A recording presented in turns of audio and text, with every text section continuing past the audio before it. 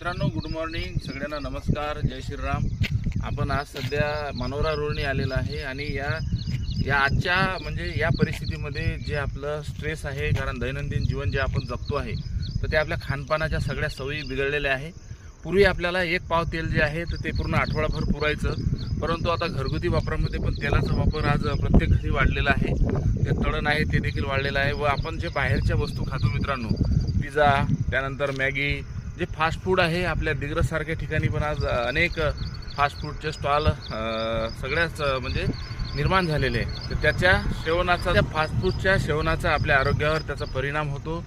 परंतु ह्या सगळ्या जर बाबी आपल्याला मेंटेन करायच्या असेल तर फास्ट फूड पासून आपण दूर राहावं व आपण दैनंदिन जीवनामध्ये वॉकिंग आणि व्यायाम हा नवयुवक असेल तरी चालेल मित्रांनो. कारण की 10 ते 12 वर्षाच्या 5व्या 6व्या 7व्या वर्गात असणाऱ्या विद्यार्थ्यांना देखील आज शुगरसारख्या बिमाऱ्या निघत आहे. तर ह्या गोष्टी आणि जे आपण हृदयविकार म्हणतो, BP शुगर म्हणतो, अतिशय लहान वयात म्हणजे 10 वर्षाच्या मुलाला देखील शुगर निघत आहे. तर हे खानपानाच्या सगळ्या बदललेल्या सवयी आहेत. ह्या आपण बदलायच्या असेल तर आपल्याला वॉकिंग आणि आपला व्यायाम चालू ठेवणे ही फार मित्रांनो काळाची गरज आहे. आणि आपल्या पेजला देखील फॉलो करणं ही देखील काळाची गरज आहे. धन्यवाद.